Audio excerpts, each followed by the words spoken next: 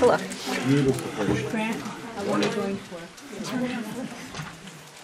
Josh, I have to, before you leave, I have to give you a pillow. North only. Oh, yes, yes. Pillow that you can't find anywhere in the Oh, United I know. States, nor in Canada. We can typically think of places like this, but with this Left your pillow behind.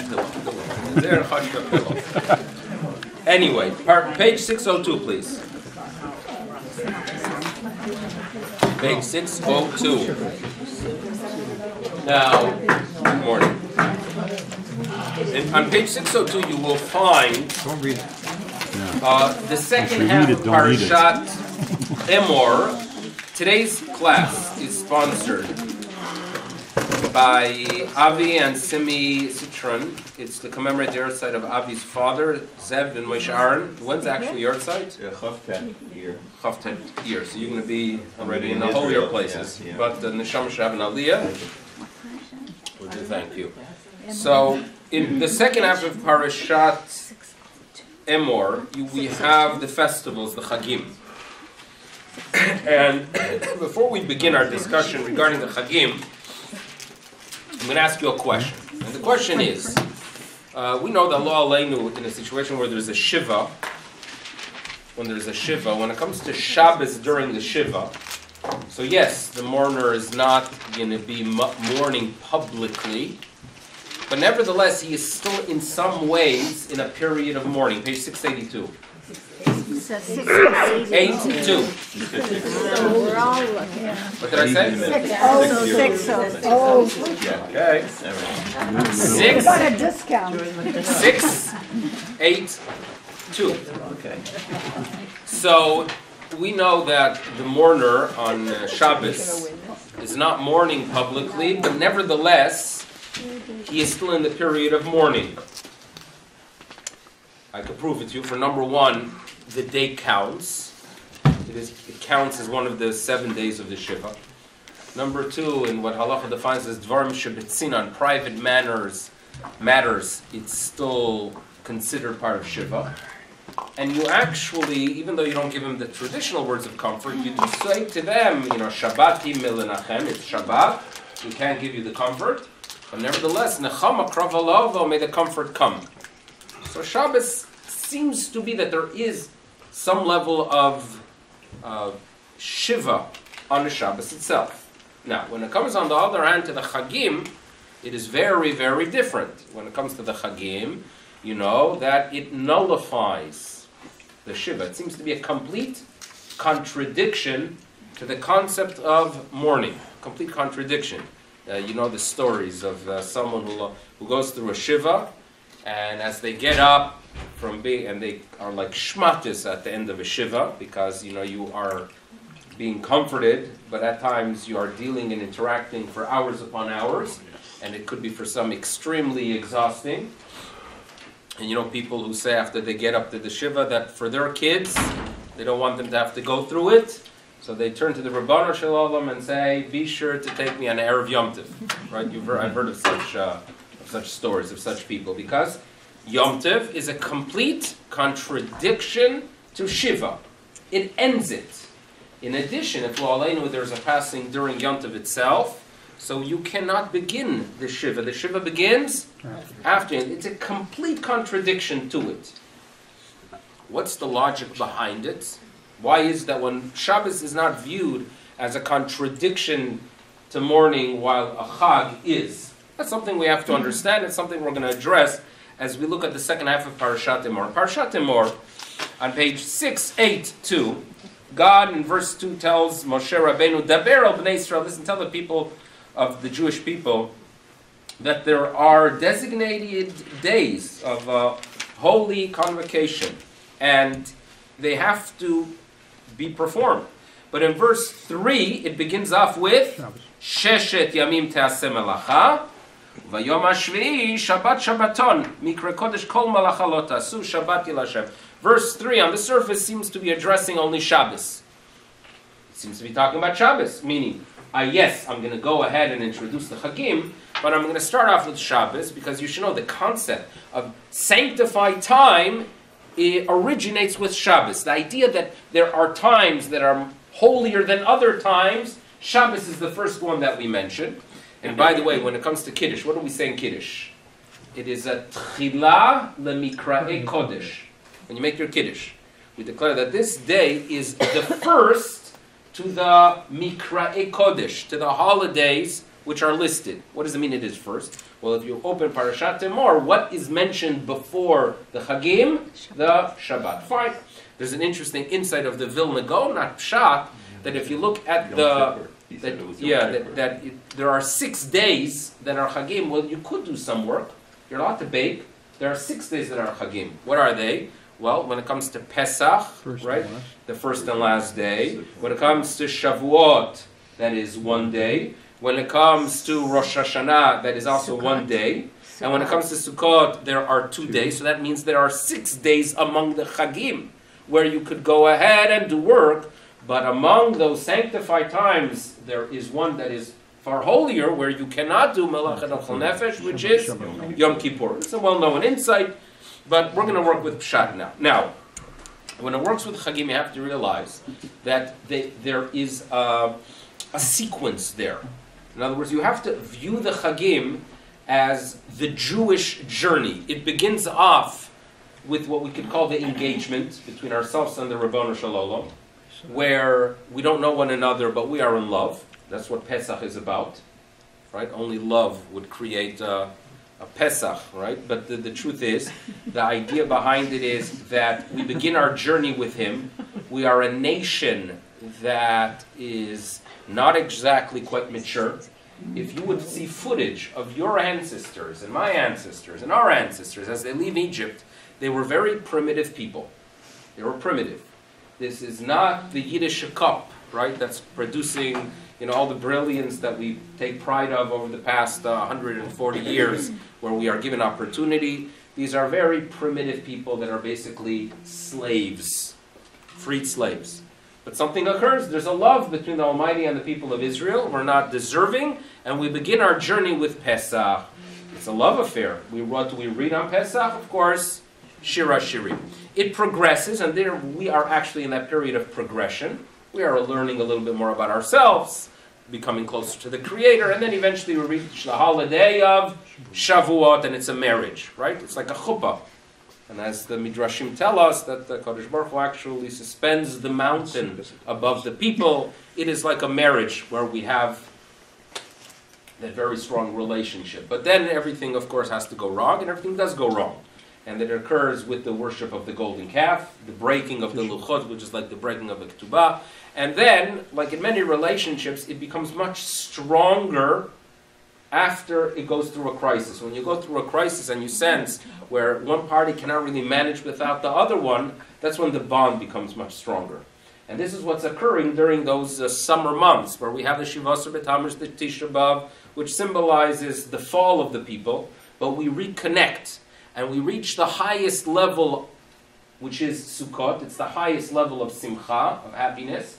However, we cannot enter into it unless there's complete forgiveness. So therefore, we view, and commentators view, the days of Rosh Hashanah and Yom Kippur as days that are actually preparing you to reach Sukkot. You want to go ahead and reconnect? Well, there has to be an open conversation there. There has to be complete forgiveness between the parties. That is occurring during those 10 days of the Aseret Yemei Teshuvah. We come to Sukkot, very strong bond and a very strong relationship. This is the progressive holiday, the progression of the holidays. And that's how we are supposed to view this period. And the portion makes sense if we understand that that's how it works. Beginning with Pesach, ending with Sukkot, Simchat Torah, because what we take from it all is the relationship through Torah. Fine, that is what we have. However, what we're going to do is note on the significant differences. Number one, Shabbat we talk about Oneg. On the Chagim we talk about Simcha. What's the difference between the two? Okay, next question. When it comes to Shabbat, we talk about the fact that everything has to be ready before Shabbat. No preparations on Shabbat. You want to prepare? Oh, you have to go ahead and figure out all those details. What yes can be done, what cannot be done. Comes the Chag. The Torah doesn't want you to prepare leading to the Chag. You hear this? The Torah doesn't want you to prepare 8 weeks before Pesach, right? The Torah wants you to prepare everything, at least in theory, on the Chag itself. And the truth is, food, you're supposed to be fresh. But good luck. Mission impossible. So now, but the idea behind it is, the Torah tells you, if you're going to enjoy that bread, that dish, more if it was made fresh, make it on the Chag. Don't make it before the Chag. Right? That's a very different approach, right? Keep dreaming. Yeah, these men who never walk into the kitchen are giving these dayas here. Now we know that God was not a woman. Now we know God was not a woman. Okay, so how do we deal with now? So there is a significant difference between the two. So before we deal with these significant differences, as it relates to mourning, as it relates to how we identify the day, oneg versus simcha, when it comes to preparation, we have to really understand the core difference between Shabbat and the Chag. Now, as Jews, we are often labeled within our groups. Haredi, Mizrahi, Haredi Leumi, Orthodox, Modern Orthodox. Chardal. We love this mishugas of labeling others, right? Or labeling ourselves. And this is a problem that we have, right, with the labels. Sometimes I believe that when you get off the plane in Israel, there's a guy standing there with this big labels, and they put it on your back, and they look at your kippah, and or they look at who knows what, and they go out and they label you. That's it. You're fit. This is what you are. No, you can't go into that shul. That you're not part of that community. This is something that we do, and we lose out a lot by doing that.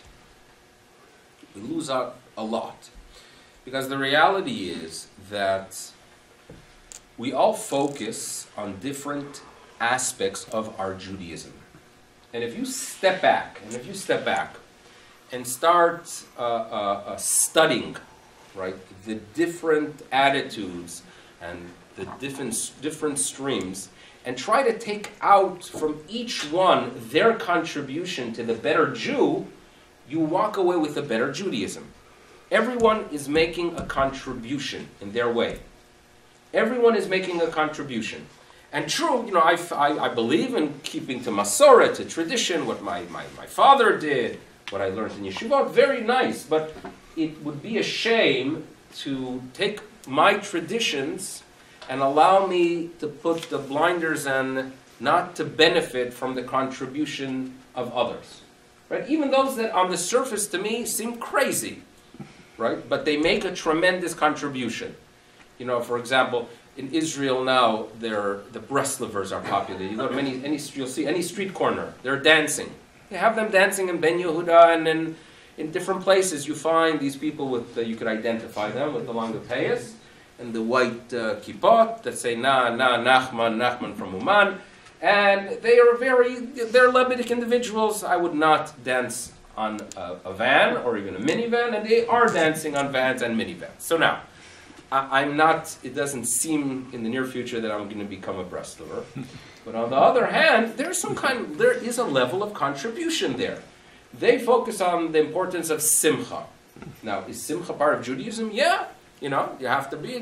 We were basically told that we were exiled from our land because we were not serving God with simcha. So it is important. Now that doesn't mean that I'm going to only focus on it, but there are Jews that are making a contribution by only focusing on simcha. You go, you see them, and it's uplifting. There's something exciting about it. Right? They are making a contribution in their realm. Right? Then you have the Jews that are making their contribution with focusing on avodas Hashem with prayer. When they stand there in prayer and they are praying, and you do see people, especially in Israel, sitting there with the Tehillim and davening for hours upon hours. Will I join them? No, because I'm going to be making hopefully a contribution in a different way. But they, if I step back and analyze what they are focusing on, I realize it is all part of Judaism. Okay? This is a very important rule to understand what we're going to be addressing. Now, imagine you are in the shtetl in Europe, okay, a few hundred years ago, and you are celebrating a Shabbos. Shabbos is very easy to relate to when you are away from a homeland. It is very easy to relate to you when you have a week, right, where you are struggling with even feeding a family or interacting with the local poritz, you have those difficulties. Well, Shabbos gives you this ability to detach from the world. You, in essence, are separating yourself from the world. Me'ein olam haba. I remember asking my father, there's this a concept of tasting the Shabbos food. Tasting the Shabbos food, sometimes it's an issue at home, because there's a potato kugel that's made, and everybody tastes, and because it's good, so some people taste more than others, and then come the Shabbos meal, and there's very little left. But so you have to do it with an appropriate balance there. But there's a concept of to'amea, we are told, that if you taste a little bit of the Shabbos food before Shabbos, chaim zachu, you merit life. What's the idea behind it? My father would say that the whole idea of Shabbos is tasting a little bit of the world to come. That we are, yes, even on Shabbos we're in a physical world, but we get a little bit of a taste of a spiritual realm. We get a taste of a spiritual realm on Shabbos, and you bring it down to the physical world, so we do it by taking a little bit of Shabbos food and tasting it before the Shabbos. That's the idea of tasting it. So we are getting a taste of the world to come. It's in a world to come because we believe that our essence is not just the physical, but we have a soul. We have a neshama. When we do good things, it is good for the neshama. And Shabbos is that time that we can only focus on the soul. And even the physical enjoyment we do is really considered as if it's an extension of the soul. You're familiar with the concept of neshama yetera. We have as if an additional soul. Well, what that really means is that those things that we do for the physical entity, our body, that too is spiritual. So it is as if our bodies turn into a soul. Fine? That's the Shabbat. It is very easy to relate because you want to escape the world. In the difficulty, I taught some students today, and they came back from the March of the Living, and they're describing the Majdanek, and it's an amazing, you see the impact, and it's as if you could look at these kids, these 17-year-old kids, and you see a change in them from this visit to Poland. Quite incredible. Just you see the way they are addressing it, and in all that they are. You think about the Shoah, but you can think about in Europe, at least the picture I have in my mind, is a very depressing place. Everything is in black and white. From any footage I saw from the past, everything's in black and white. True, it actually occurred probably in color, but symbolically, it's a very depressing place, right? You don't feel, you have no self-identity. The whim of the local ruler is going to decide if you're going to be surviving the month or not. What kind of existence is it in this world? So where do you escape? Shabbos is an escape. Shabbos, you go ahead and you put up those garments. You're in a different realm. You're in a spiritual realm. And we have a term in our tradition that defines the state of spiritual enjoyment, and we call it oneg. Oneg is not defining physical pleasure, even though modern Hebrew they say, ha'ochel haya ta'anug. But that's not the appropriate way of using the term itself is, as the rabbis tell us, that in the world to come, we merit lehit'aneg el Hashem, to have. So it's really defining some kind of spiritual pleasure. That is what oneg is about. That's what Shabbos is about. Fine? That's what Shabbos is all about. You are separating yourself from the world, and you are focusing on the aspect that your true identity is the neshama. That is my true identity. So whatever happens during the week, not so important. My own identity as a Jew, not so important. Not important. I'm not here to achieve anything in the physical world. Because when I look at Shabbos, it gives me an outlook that all I am is a soul. I am here on a temporary basis. What is achieved, identity, national identity, not significant because my essence is a soul and I am here in the physical world just to do mitzvot and take them with me after 120. That's the Shabbos attitude. Okay? Fits very well in the shtetl. Now, is that the ideal? Well, obviously not, because the Torah wants us to live in Eretz Yisrael. And if you read Torah, you realize that the Torah wants us to settle that land. And if you read Torah, you realize very much so that the Torah's desire is that we build up, and that every project in Israel that is constructive It could be from a house to an apartment to a field to a school. That isn't a tremendous accomplishment, and there's a lot to be happy for. So how does that fit in? In other words, this is a question you could ask. If indeed, as I was taught, that Judaism is about understanding that my essence is a soul, and therefore physical existence is simply, quote-unquote, not important, why is it that we do find in our tradition so much of an emphasis on building the land of Israel? Who needs it? Right? Why is it important?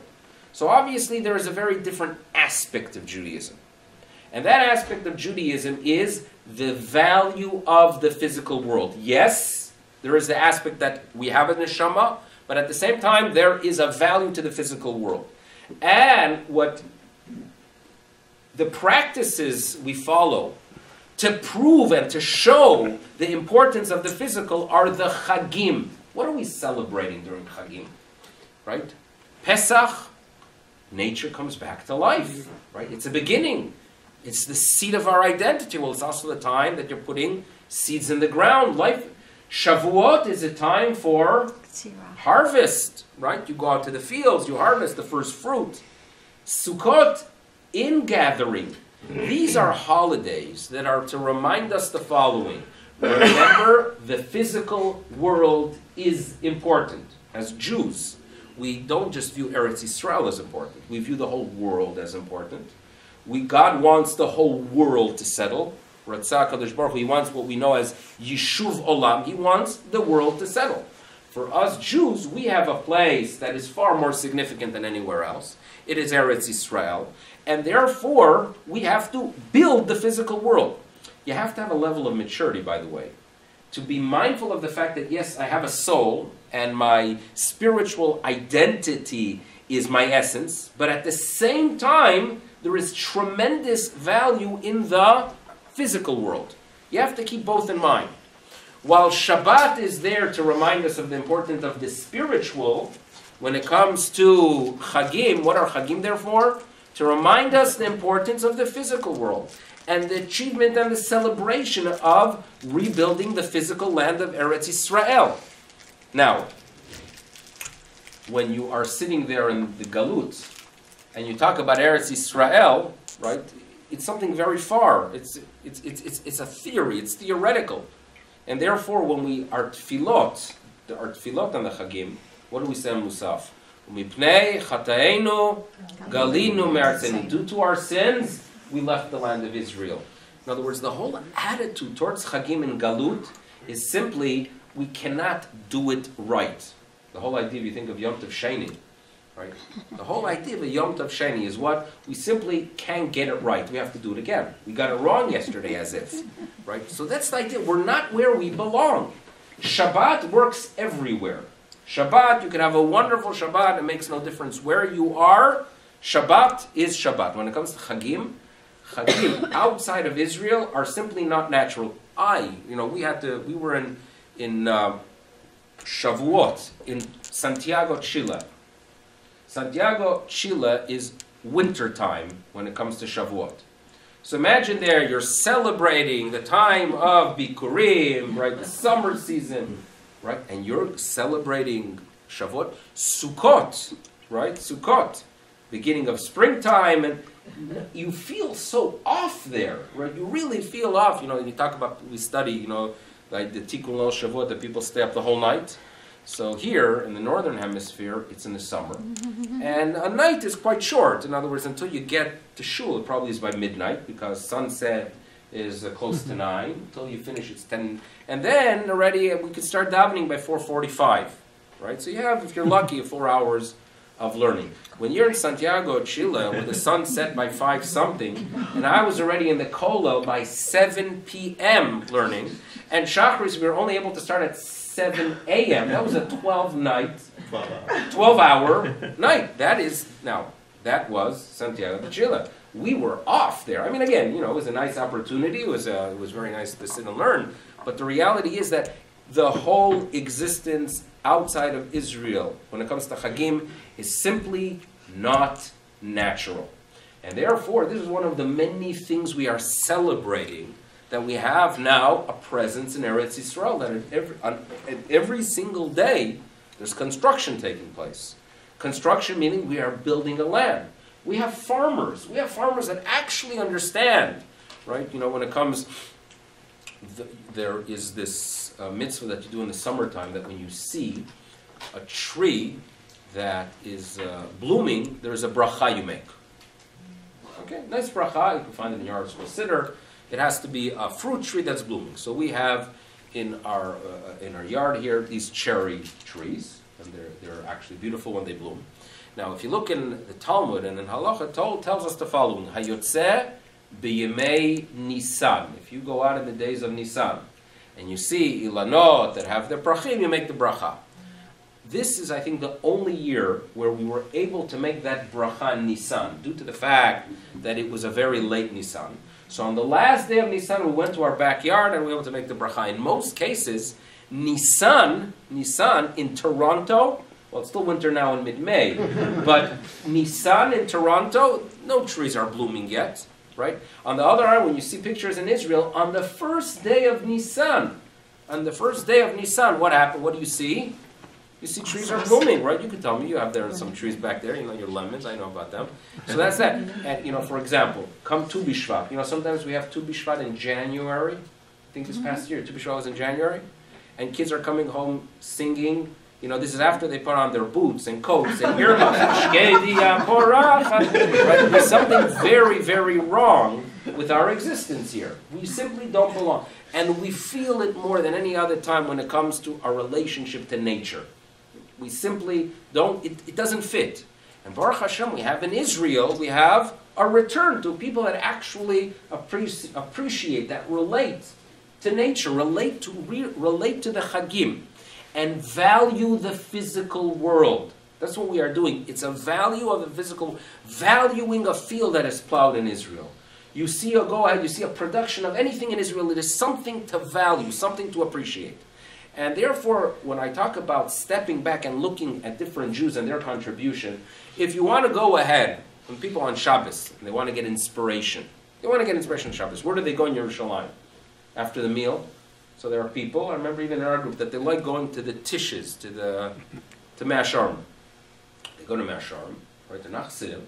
But they get inspired by seeing the Chassidim there singing and standing and singing and giving out the shiraim for those that are capable of eating it. In other words, you do have Shabbos. Where do you get the Shabbos from?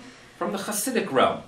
Even though what they are trying to do is recreate an environment from Poland and Ukraine from 250 years ago.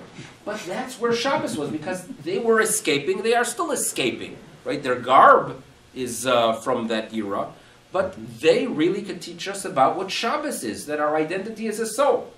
If you want to talk to them about farming and appreciating the land, right, and what happens during Pesach season and when there's a harvest, they don't relate to that so much. On the other hand, when you want to go ahead and appreciate what a Shavuos is about, what Bikurim are about, so you have to go on a tiyul. You have to go on a tiyul to Northern or Modi, wherever it is. You could take us on a tour where we see nature coming alive, and you see Jewish farmers, right? You see a fellow with a kippah on the tractor. You are relating. That's how you appreciate Chagim.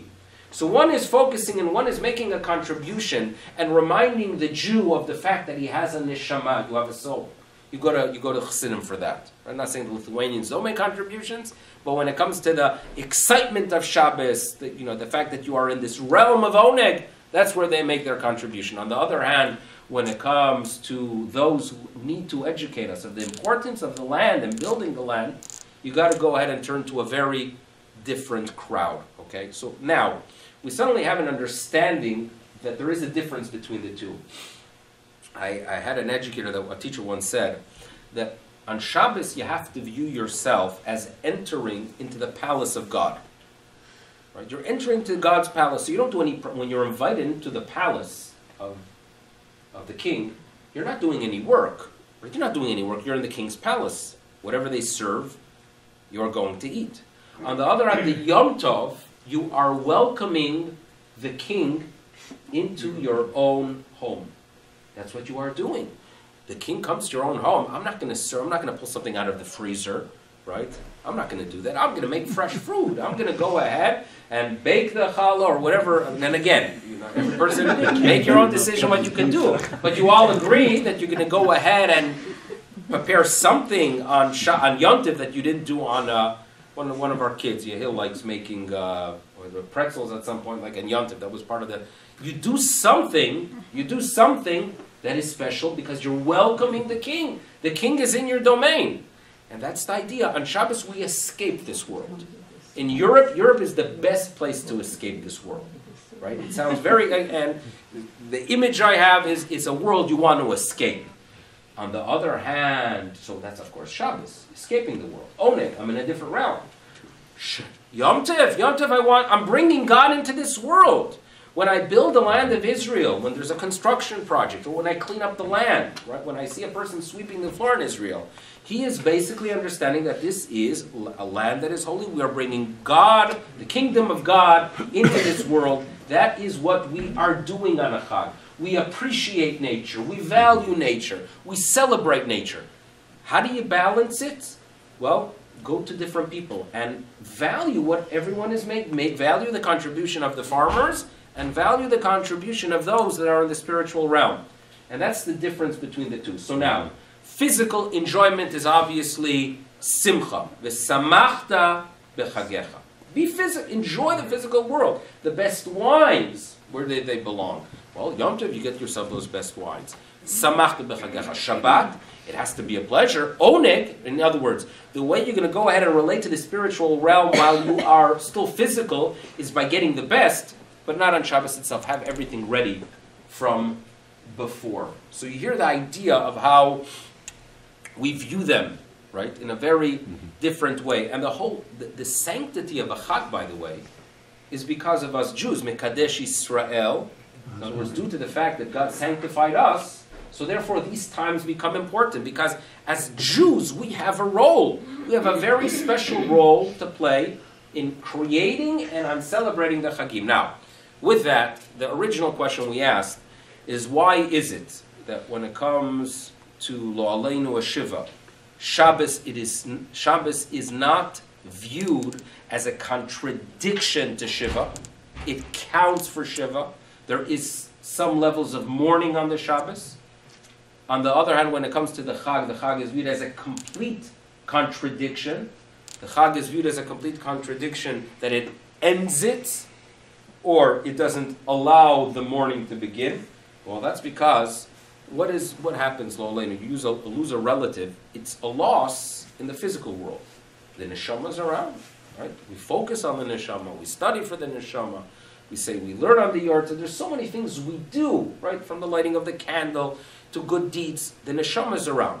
So if Shabbos is a time when we focus on the neshama, it's not a contradiction to mourning. It's not really, you could continue that process, because the fact is you are relating to the soul of the individual. Shabbos is not viewed as a contradiction. There could be mourning, you could relate to the neshama. Shabbos is not viewed as a contradiction. On the other hand, when it comes to a Chag, what are we celebrating in a Chag? We are celebrating the physical world, achieving in this physical world. God's desire that we build the land. You know, I always like sharing the story that there was a rabbi, his name was Rabbi Yosef Zundel from Salant. And Rabbi Yosef Zundel from Salant, in the middle of in the first half of the 19th century, was in Yerushalayim, from the old communities of the disciples of the Vilna Gaon. And during the day, he would walk around the old city. And he would mourn and he would cry. And when people would ask him why is he crying, he said the fact that it is desolate around Yerushalayim is something to mourn. And he would add, even if non-Jews would build it, I would be happy. At least this should be a built land. That's what he would walk around Yerushalayim. And obviously, if you mourn, as the righteous people mourned, the fact that there was nothing there, we should, on the opposite side, celebrate when there is something there. And you think about Yerushalayim, since 1865 as it developed, and what's occurring now, that, you talk to people that tell you they weren't in Israel for 25 years. Doesn't happen here too often. And when they come back, they always want, it's a different city. It is completely a different city. So I remember when I was a child in Israel, we would walk from Sharei Chesed to Kiryat Moshe. And if you know a little bit of the area there, you would walk by the Knesset, and there was a street called Rupin, and you would walk by the government that looked like real socialist government buildings, if you remember those old buildings. And then you would make your way to Herzl and the neighbor of Kiryat Moshe. When I was away between, I don't know, like, from the year 1990 to 1998, they redid that whole area, right, to such an extent that it was difficult to identify it. And they redid it in a way because they built, the Foreign Ministry, which is a magnificent building. And they have the Supreme Court, which is an incredible building architecturally. And it is a land that is just simply developing. Yerushalayim is developing. And if we mourned the fact that there was nothing there, we should obviously celebrate that there is so much being built on a daily basis. Right? Incredible achievements that we have. This is all. When do we value Israel? When we understand the significance of Chagim.